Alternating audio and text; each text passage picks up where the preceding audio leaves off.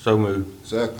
Have a motion second on the floor. All in favor? Aye. All opposed? Motion carries. More good news we got late yesterday evening. Board action to authorize the chairman's signature on the Ballpoint SCOP agreement. This is for design and construction of that project, and it's about $1.4 million in total. Good old Clay is here in case we have any questions. Well, and I about have to that. say, this is one of the projects that Alan and I have worked on for many a year. And Alan Pfeiffer is in love with it, I know. But this is one, I just got through telling Alan Pierce, you can mark that, you can check that off your list, because we finally got it, Alan. So 100% funding, $1.4 million, so we'll design the road within that budgeting, including paved shoulders, that'll be bike paths. For bike path. Is that gonna be the entire length of the road? Yeah, Entire length of the road. from Alligator Drive to, down at the park, so. Thank you, ma'am. And the bike path, I made sure we had it on there, Mr. Ben. That was my little surprise to y'all today. Okay, do we need board action? I sure do. So move. Second. Motion second on the floor. All in favor? Aye. All opposed? Motion carries. Let's do what we're doing, let's do the board that direction to get ProBridge to get us because they need to be hired to do the design work. Okay, we need a motion on Yeah, that? motion on that. I'll make a motion on that we make sure that Purple Ridge does the design work for this road. Second. Motion second on the floor. All in favor? Aye. All opposed? Motion carries. Speaking of Purple Ridge, item 10, inform the board that Purple Ridge has prepared an advertisement to receive bids for the 2015 road paving project. I need echo. This ad will run in the October 15th and 22nd editions of the Times. So moved. No, I just was letting you know, sir, you all will see the ad in the newspaper. Because I was just fixing to ask him, when are we starting? And make sure, make sure, Michael, that you get the list of roads for Commissioner Watson. Oh, that you yes, I know. will, yes. That's the roads that were picked out Well, for, I think you need to meet Clay Yeah, after the meet- meeting. He meet can with have him Clay. talk to you too, sir. that's good. Okay, and I should have brought up item 11 when Fonda was here. Inform the board that I received a complaint from a St. George Island residents regarding dogs on the beach not being under voice command, as stated in our ordinance, and owners not cleaning up after their dogs on the beach. I discussed this matter with Mr. Fonda Davis, who encouraged residents to be specific with their complaints so that his officers would have more information to help with enforcement. It's kind of hard for him if they're just random complaints. He needs to know who, do you know the owner, what type of dog it is, et cetera. But I needed the board to be aware of that. Is a question, if Yes, I might, sir. Mr. Chairman. Is that all that would require is the dogs being on the beach is being under voice command? A leash or voice control, Yes. that's the criteria. Leash or? Leash Or voice Okay, control. Okay. And that Please, was your vote. the problem. There's not, Commissioner Parrish, there's not a separate ordinance for dogs on the beach, we just have an animal control ordinance that Yeah. applies to any dog. Okay. Yes, in general. Well, as the St. George Island, I think there actually is a leash requirement down at St. Teresa or something. There may be, but generally we just have we I have an think animal control ordinance. Carabel Beach is the least, I know. St. George Island's probably it too. I'll make sure to double check the. Well, I was just wondering because, visiting over there several times each summer, you have dogs just running around on the beach and they're kicking sand up on people. I mean, Yeah. everybody wants to let the dog run, I understand, and I'm not suggesting that we change that. That's the reason my question was Well, exactly Commissioner what Parrott- that was. I will tell you, Commissioner, her complaint was the dog, it just looked intimidating. I know that's a matter of viewpoint, but that was her thing, so she was like, I'm scared to go on dog the looked beach. intimidating? That's what she said. The last time I was over there was a Great Dane. That's a big dog. Which is a big dog. No leash on it, and it kind of got me to thinking. I mean, we don't, Great Danes No. are lovable. They're all lovable. I mean, Yeah. especially if they're yours. But it don't give you a lot of assurance as somebody that don't know the dog, and you're talking about 150, 175-pound dog running around on the beach right there adjacent to the public beach, So it just got me Yeah. thinking. Some people are scared of chihuahuas. I won't take it any further than that at this time, but Yes, sir. Item 12, inform the board that Florida Forest Service has submitted their annual county commission report, which I added to your packet. If you need a printed copy, I have those also. Item 13, I need board action to sign AFCON contract contingent upon Attorney Schuler's review. According to AFCON, the contract is the same as the last one. So moved. Second. Have a motion second on the floor, all in favor? Aye. All opposed, motion carries. Continuing to AFCON, board action to sign the AFCON task order number 1 for construction phase services for the runway rehab project. Polaronis Construction has been selected as a contractor, but until the board had selected an airport engineer firm, there was no firm to oversee the construction. Polaronis Construction will now be given the notice to proceed. So moved. Second. Motion second on the floor, all in favor? Aye. All opposed, motion carries. Thank you. Item 15, board action to sign the amended JPA with FDOT for additional construction funds for the lighting upgrade at the airport. FDOT is providing an additional $861,000 for improvements to the runway lighting. This project is in the design phase with AFCON. It is the intent of the project to replace all runway lights with low-energy lights so that the 2 main runways will come up when keyed by an incoming plane. At this time, because of the energy demand used by the older style lights, only 1 runway can be keyed up at a time. The newer lights will also decrease energy consumption at the airport, which will save money for the county as the county pays for the runway and taxiway lights. Total funds for the project are now up to $1.126 million. I need board action on this item. So moved. Second. Motion second on the floor, all in favor? Aye. All opposed, motion carries. I meant to bring this up earlier too. Board action to sign the FWC DEP amended grant agreement for year 2 of the turtle lighting grant. Eric Lustrand and University of Florida Extension Office are administering this grant, and Eric recommends the board sign the amended agreement. When the first grant was approved, the board was in line for funds for year 2. So moved. Second. Have a motion second on the floor, all in favor? Aye. All opposed, motion carries. Item 17, inform the board that public notice has been given by the U.S. Corps of Engineers that there will be a public meeting on Monday, November 9th, from 4 to 7 p.m. at the Apalachicola National Estuarine Building in East Point. For the court to receive public comment on the draft environmental impact statement for the updated Master Water Control Manual for the ACF. I'll say that a few times. The draft statement also includes updates to account for a June 28, 2011 decision of the 11th Circuit Court of Appeals, which concluded that the water supply is an authorized purpose of Lake Lanier. I included a copy of the email in your packet. This 4 to 7 thing, this is going to be, a standard Corps of Engineer, performance where there'll be stations, there won't be any presentation of the issues, there'll be stations and you're going to walk around. Poster boards. Poster boards and, not get a straight answer from anybody. You will, who's going to attend on behalf of the county? I had, in November, I'm not sure where, I'll be glad to go there, but Michael, someone needs to go and make a statement. Y'all just pick the one who wants to go. You or Michael? Yeah, we prepare a statement, have run it by you before we present it at the meeting. Okay. Okay? All right. Item 18, which will make our planning office happy, board action to appoint Mr. Stephen Nash to the Planning and Zoning Commission in the seafood dealer seat, and to appoint Mr. Sam Gilbert in the realtor seat. Mr. Gilbert has sort of given me a Tentative yes? tentative, yeah, I'm thinking it's a good idea, so I thought I'd just bring him up here and get him appointed and then make him sort of. Yeah. So moved. Second. Got a motion second on the floor, all in favor? Aye. All opposed, motion carries. See, forgiveness is That'll better. encourage him. Right, encouraging. I'm not sure if it's a carrot or a stick, but it's a. See, Commissioner, forgiveness is sometimes better than permission.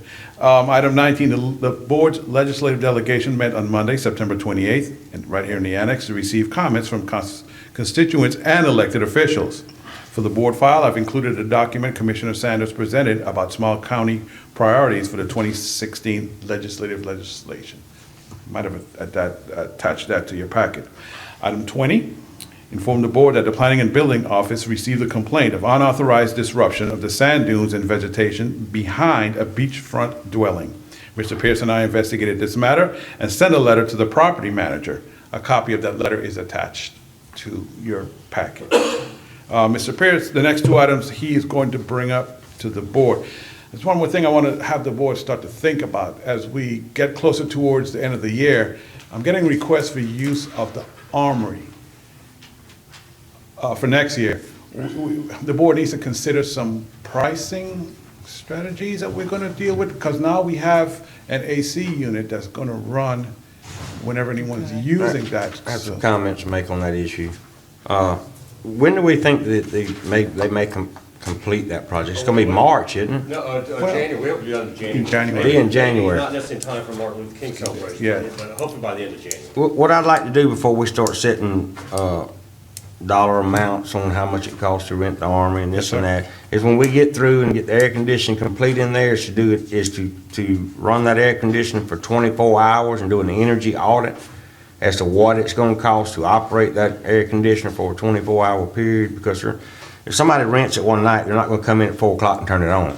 I mean, it's not gonna cool that big of a building that quick. Yeah. So you figure that air conditioner's gonna have to run for 24 hours, and I'd like to have somebody come in and do an energy audit as to the amount of consumption of energy and the cost of that, of keeping the building cool and this and that, and then come back and come back and look at what the actual prices would be. Another issue is, as we look forward, is when you have nonprofits wanting to use it. Normally, under the old days, we would just allow the nonprofit to use it. I don't think we're gonna be able to do this now, depending on the cost of this air conditioning system, to have multiple, and I'll just throw out some scenarios, churches, nonprofits. I know Habitat for Humanity likes to use it every year. I mean, there's a number of nonprofits that like to use the building, and I'm not saying we should try to make money off of that, but we need to cover our costs as far as electrical consumption there. And we need to look at that before we start setting prices and fees, because maybe it won't be that much. I mean, I don't know. But the only way we're ever gonna know is if we sit there and run that air conditioner before it's occupied for 24 hours, see what that's gonna cost us, what the total cost is gonna be, and then come back and look at a rate structure. That would be my suggestion for the board. And just to give Commissioner Watson an idea, in the past, the Armory rented out for $400 plus sales tax, so it cost you $428 to rent the Armory, and even if that was one night, you really got it for the weekend, because we didn't usually double up, because let's say you're doing a wedding on a Saturday, you'd usually come in on a Friday and help set up, so really the $428 got you the Armory for the whole weekend. So that used to be our baseline. We recognize now with an AC, cooling that whole building as well as brand-new bathrooms, there's additional costs the taxpayers have borne to make a presentable building, and so, we need to make sure that we cover those costs. And I definitely think people will use the building even more once we make these improvements to it, so you're Yeah, not they will. sweating to death down there in the summertime, you're not freezing to death in the wintertime. So I mean, I don't think it's going to inhibit anybody from being able to utilize the building. It's just we need to make sure that we know where we're at before we establish that rate structure. And now, is the board okay with me to go ahead and take reservations, but just let them know there will be a price change, we just don't know what it is yet, and that'll be on them. I mean, I can hold the date for them, but I just can't guarantee what the price will I be. think you need to know what the price is. I think Yep. you do too. That way we can't take any, that means we can't take any reservations What until after. I'm the end trying of to the year. say is don't collect any money. Oh, no, If you want no, to set no, a date, no. fine. I just want to hold the But date for explain to the applicants that want to use the building that we've not established and Exactly. then if they want to, say, well, we can't afford it, or we find another venue, or that's fine too. I don't mind you taking the dates, but I don't want to establish anything as far as what it's Yeah. going to I cost. just want to hold it. When can we establish that? Well, I think, I'll be honest, I'll take Commissioner Parrish's lead. I think that, we know the tonnage of the AC units. I think the architect maybe can make some calculations, some estimates right now on, we know the tonnage, know how much electricity is going to use to run it. Now, you may not know how many hours it takes right now to cool it down, but he might be able to make some estimates. So I would hope, I would ask him today to see if he can give us an idea. Because admittedly, cooling a building in January is going to be different than cooling the building in July. July. Well, if it costs us $200 a day to cool it, we need to find something else to do. Well, it easily could, Commissioner, I won't mislead you, that's a big space. It's a Yeah, big that's a lot space, of- but I mean. That's a lot of air, $200 a day, that's expensive. That roof is But in really the high. past, Commissioner. Really high. In the past, they would rent these big old cooler units and put it in the back door of the Armory to try to cool that building. Yeah. There ain't no telling what that costs. So I mean, the cost will be substantially lower according to having to rent a big air conditioning unit, plugging it into the back of a big It's gonna building be like nice that. when we get I through mean, with it. I'm not saying it would be cost prohibitive if anybody be able to use it, but everybody's gonna want air conditioning, I can assure you. Yes. I've attended many event down there where people have to go outside and wipe the sweat off of them. So I don't think it'd be cost prohibitive. I just want to make sure we know what we're doing when we establish the rate. So talking about the unlimited, one other thing, we've applied for a grant. The one thing that is not being, well, the two things not being renovated in the Armory. One is the floor. The floor has a hump in it, and so you put a marble in the middle of the floor, it rolls to one corner every time. So we know where the money rolls, down that far corner. And we applied for a historic preservation grant that's $150,000, I think it was, to redo the floor and straighten the floor out. Mark Harrington went to the grant meeting last week. We don't know the rankings yet. We hope we're gonna rank pretty high because Florida's already given us $350,000, so we know they realize it's a valuable building, so we hope we get the additional funding to straighten that floor. The drainage issue, Commissioner Lockwood, we're using some of his road paving money to fix the drainage around on Avenue D so that we stop having water going under the building. So we want to solve that problem in the road paving program, Commissioner Lockwood's. Yeah. We appreciate that, Commissioner Lockwood. All right, they're coming up again.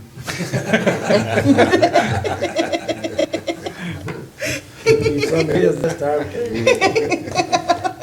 Okay, and if there's nothing for me, I'll let Alan. Let Alan finish Address his those 2 and 2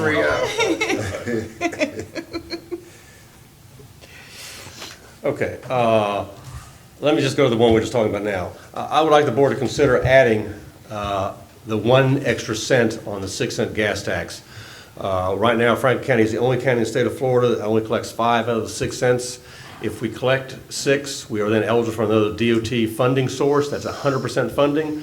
So just like we got the $1.4 million for the Ballpoint Trust of Ballpoint Road, we would have an opportunity to apply for other money if we had 6 cents.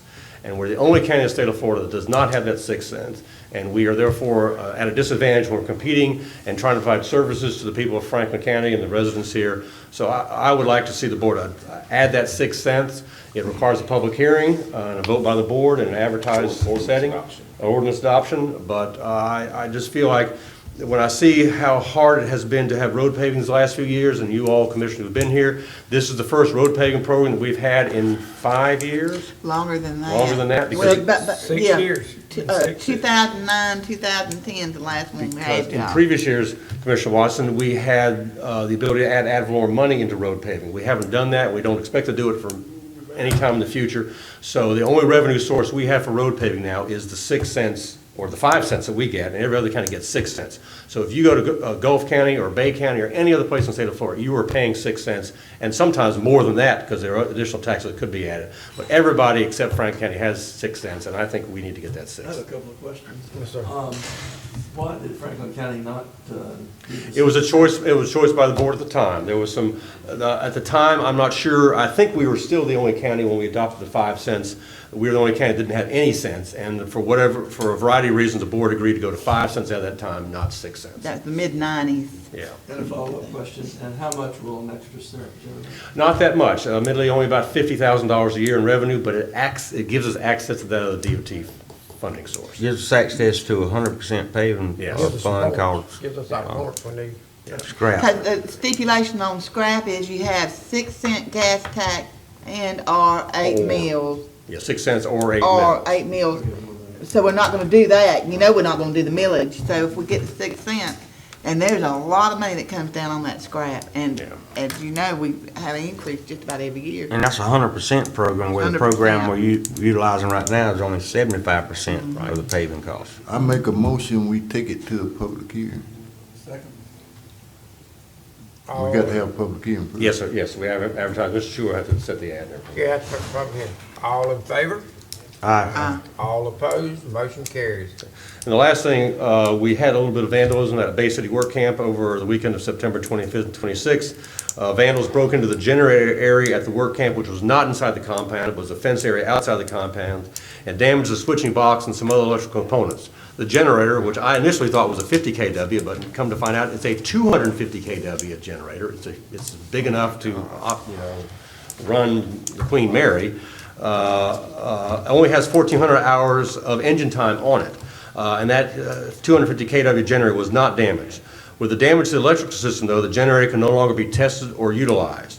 A generator this size could easily have 7,000 hours on the motor, on the engine, before you need any repairs. So the generator's in great shape, and I just ask you all, do you all want to consider some other use of that generator? Hospital doesn't need it. Hospital is one idea. At 50 kW, it was actually too small for them. At 250 kW, I don't know, I should have asked them this morning, but I would say the hospital's a perfect use if they want it. 250 kW light the hospital up. Yeah. Oh, yeah, and 2 or 3 hospitals. Yeah, give them all they need. Give them all the fire they I use want. a 500 watt on mine. Let's ask the hospital, Alan, before we start looking at selling it. Yes, And that. yeah. Let's ask the hospital if they might can utilize that. On this particular issue, though, we need some surveillance cameras put at Bay City Work Camp. If you don't, they're gonna continue to go out there and vandalize it, they're gonna steal all the copper pipes out of the buildings, I mean, and cameras are not that expensive anymore, that's not $10,000 worth of stuff. And properly put signs on there, video surveillance in progress, no trespassing, we'll prosecute the violators, if we don't, they're just gonna continue to violate, to vandalize that place, and there ain't gonna be nothing left. So I'm gonna make a motion that Michael or yourself or whoever investigate, strategically locating us some cameras in there so that we can look and see who's coming and who's going and what time they were there, and obviously if they don't work for the county, they don't have any business being out there. I'll second his motion. Okay. But I also want to include, the road department's got some surveillance cameras, to get with them and see who they use, and then they Okay. can give us a discount for Okay. using the same Okay. company. Right. And do I've that. actually talked to a distributor through Verizon also, because Verizon works with a partner with a couple companies where you can put a camera and Alan and I can stay here and call into the camera and see what's going on at that Okay. moment. Or, to the DVR that's there recording the information too. Yeah. So, I'll do both. I'll check with the road department and, See because if at they one time, can- Fonda was also asking for some cameras at the recycle locations, especially in Lanark Village and the one here in Apalachicola. So, let me see what kind of group See what deal kind we of can work package out. deal Yeah. you can get on all See of what we it. can do for that. Okay. And I have one last item that I gotta maybe, vote. Got to Got to vote. vote. All in favor? Aye. All opposed? Motion carries. I have one Let me last, ask you, Mr. Chairman, let me Yes, ask sir. Can we, go out there and move that generator to the road department or some way so we get? it's as big as a semi, so it will take some special, it's in a fence, we'll have to take the fence down, it's under a roofed area, I'm not quite sure how it moved. It's as large as a semi, virtually. Get the They road got department to something look at it. They got something else they can take off it now? Not that I shouldn't say, not that I know of. Yeah, We've they do. we've Yeah, resecured yeah. it. Yeah, I'd be getting it. They got to take that panel board and the whole 9 yards that runs it. Well, at best, if we can move it. I don't know what it'll take to move it, it's not on wheels, It it's, takes a crane, it takes a crane. I just was Yeah. suggesting that, I don't know. Yes, ma'am. I was the one who found. I know you was the the damage. watchdog, wasn't you? Yeah, I was the one who found it, and I want you to know that they have been back out there with trucks going through the retention pond area. That hasn't been happening in the past, and it happened again night before last. Like, you know how we could see right. the night they vandalized it, that somebody had been there with a truck running through the retention pond? You live close by? No, I just walk my dogs out there. Okay. Let's contact the sheriff's office and ask him if he would patrol that area until we can get some surveillance cameras up. Okay. And I'll put that in form of a motion too, that way you'll be direct, orders from us, and ask him to patrol the area, and if he sees any kind of suspicious activity, to please take care of it. Second. All in favor? Aye. All opposed? Motion carries. Now, one last item, this is also one of the checklist of things that I'm proud to say we've accomplished after, I don't know how many years this is, Mr. Schuer and Mr. Mike Nabrowski and myself have labored long and hard to finish a project that FEMA approved at least 15 years ago, and we've been roadblocked by litigation from, well, I won't even say. We what I- won't say. Well, I won't even say what I want to say, but I won't. Anyway, It's we. public records, you can say it. I would have some adjectives on the name of the No term I'm not adjectives. going to do. But anyway, we are now free to finish the revetment on Alligator Point using FEMA funds that were allocated probably 15 years ago. So we're going to go ahead and move, you'll see some advertising on that. It's funded through FEMA, but this will help stabilize the Alligator Point, the Alligator Point Road coming into the area that's been under erosion. This will help stabilize that part of it. It won't solve the problem, but it'll help stabilize another 800 feet, 1,000 feet. It's 800 feet to the east of the intersection of Tom Roberts Road and Alligator Drive. So we finally got East. east, get that out of the way. There's one last big Good. project on Alligator Point that I've been working on, and I don't know that I'll get it solved, and that's Gulf Beach Drive. And at some point, I'll give you an update on that. It's another, Commissioner Watson, this is, you'll be sort of stunned at this probably. It took us 20 years to relocate part of Alligator Point Road, a road that was publicly owned and had damage over a 20-year period. It took that long for FEMA to recognize the value in relocating the road. I now have another short section of road on Alligator Point called Gulf Shore Boulevard. I don't have 20 years. This is ridiculous how long it takes for what is a logical application of FEMA rules to relocate a road out of the damage area, out of the erosion zone area, and put it on a higher land. But the process you have to go through to move something, when actually FEMA, I won't say they encourage it because that would be contrary to their policies, but it's easier to rebuild it in a damage area than to relocate it. Anyway, so we're working on Gulf Shore Boulevard. That road only services 7 houses. In a perfect world, I would do something else and not rebuild the road. I'd buy those 7 lots out. I'd incorporate that land into Ball Point State Park because the 7 lots are an out parcel in the park. I'd incorporate all those and not rebuild the road. And I'm still hoping to somehow obtain that goal, but we have yet to get I don't believe you're approval gonna to be- relocate the road anyway, so I'm sort of stuck there. Michael Schuler, you have a report? A couple of action items that came up actually during the meeting. That's how I got it memorized. The Sheriff's Department sent to Mr. Morone yesterday a request for a joint drug task force grant of $38,266. So I'm requesting board approval to have the chairman sign a grant agreement and a letter, a transmittal letter that goes with that grant agreement. I have verified with your clerk's office that we do have on file the certifications that they're requiring the chairman to make to the federal government for this grant, which is that you have on file an equal opportunity employment plan on file adopted within the last 24 months. And during the break, I went over and confirmed that we do have that. So I would request board action to approve this grant request on behalf of the Sheriff's Department for $38,266. So move. Have a motion second on the floor, all in favor? Aye. All opposed, motion carries. Second item is request board action to amend your current written investment plan. The clerk asked me to look at this plan about a month or so ago, and she asked me to bring it up at today's meeting, that you need to amend the plan to include a requirement that the clerk or the finance director, who is Ms. Erin Griffin, will attend 8 hours of continuing financial education annually, and that is a statutory requirement that did not exist when y'all adopted the plan 20 years ago. So move. Second. Have a motion second on the floor, all in favor? Aye. All opposed, motion carries. And final action, item, just for your information, I'm going to deliver to the clerk an opinion issued from the First District Court of Appeal that Mr. Pierce was just alluding to, which concludes the permit challenge for that last section of the revetment. Just want to get that into the record. No motion for rehearing has been filed. I don't expect one to be filed. There's no basis I'm aware of for a motion for rehearing to be filed. As far as I'm concerned, this case is over with. That does leave us one pending litigation with Capital City Bank, which is a damages case that they filed against us in 2012. We're currently scheduled to go for mediation or scheduling mediation for January, and we expect the trial on that case to conclude later next year sometime. And that's the only case we'll have. That's the only left. one that we have right now. Cannot unless they file believe another it. one. You know, we've had probably 5 or 6 from these guys. I know. With these guys, so. I So that's know. it for me, Mr. Chairman. All right, any commissioner comments? No, I'd just like to say again and welcome Commissioner Watson on here. Here, here. And we look forward to working with you, Commissioner Watson. As you can see, we've got a broad array of things that we have to make a decision on. So it's good to see you here. Any public comments? Come forward. Good morning, Commissioners. Alan Pfeiffer. Alan, before Yes, you ma'am. start, you got to love me today. I do. I do. It's been a long time coming.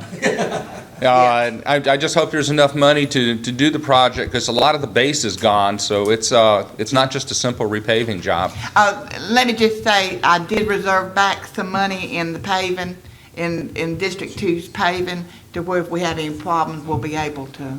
Well, I will tell you that the Bald Point Babes meeting is tomorrow, and I will let them know, and there's like 16 of them that get me every time as to what's happening with the road, so I get to tell the Bald Point Babes that it's actually happening. Good. I wanted to join you also in welcoming Rick Watson aboard as the new commissioner. I've had the pleasure of working with Rick for a year or two on hospital issues, and I think he's going to be a great addition to the board.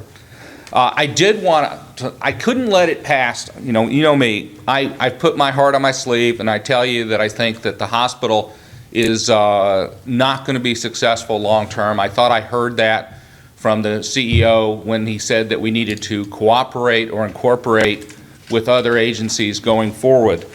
The decision's been made to move forward, and I think that's actually a good decision. It's important to realize that the Board of County Commissioners sitting up here today is going to be living with this decision for a long time. And if it's successful, all the accolades go to you. If there's problems, it comes back on y'all's records. And this is, so you have you have more opportunities to monitor this. And this is one of the things I wanted to discuss this morning. That when you're on the board, and I've gone to a lot of hospital board meetings, and there's a little bit of groupthink. Everybody generally is on the same track. There's not like somebody like me who's the objector to this and makes you think twice about something. Ultimately, all these decisions belong to you. There's several open issues that I wanted to make the board aware of, and so that you have an inflection point in the future should things change. This is we're going with ICD-10 October 1st. I have talked to TMH, and I've talked to Sacred Heart. Sacred Heart is reserving over $1 million in cash for losses, cash flow losses going forward. TMH says it's in the multi-millions that they're reserving for cash flow difficulties with this change. To my knowledge, Weems has not reserved any money for any cash flow difficulties. This is of a concern, and I brought it up before. We have unknown cost on the hospital. We're going to go into a detailed design phase now. This is good. So we're going to have a much better idea of what the costs are, and the board will, of course, should be involved in knowing what those costs are when they're actually available to make sure we can actually build this for the amount of money that's available. Uncertain financial funding going forward. There is more competitive pressure from Sacred Heart coming in. There are all types of moves in Congress to reduce funding for many of the programs that we depend on, like Medicaid, Medicare, and other programs. This is going to affect us because we have a very high usage of these programs. I have a real question, and I've talked to some legal authorities, that the intent is to pay for the hospital with a depreciation that comes back from the government. Now, this has been stated. There is not enough cash flow without using the depreciation money. Well, the depreciation money is necessary to repair, update, and replace the hospital going forward. If we see that as our primary funding source, to take the depreciation that's re-advanced to us by the government, that gives a lot of people concern, and there might be a legal issue with this. We haven't explored other options. It's not a question for today, so I'm not going to push it. The public ballot commitment was not guaranteed. It could not be guaranteed because you have to have the money to pay for it. You're in that process today. We think we have the money to pay for it, but if at some point in the future that changes and then we don't believe we have the money to pay for it, then the issue necessarily needs to be revisited. I believe this board will do the right thing. We'll keep engaged in the process, and that's all I'm asking today, is that you do stay engaged in the process and keep up with it as the numbers come in and as we have more and more information. Remember, we have 3 years to take down the USDA loan, so we're not pushed terribly if we need to wait a week, a month, or even more. But I thank you very much, and once again, Mr. Watts, Commissioner Watson, thank you for coming aboard. Have a good day. Any more public comments? Any more public comments? Meeting adjourned.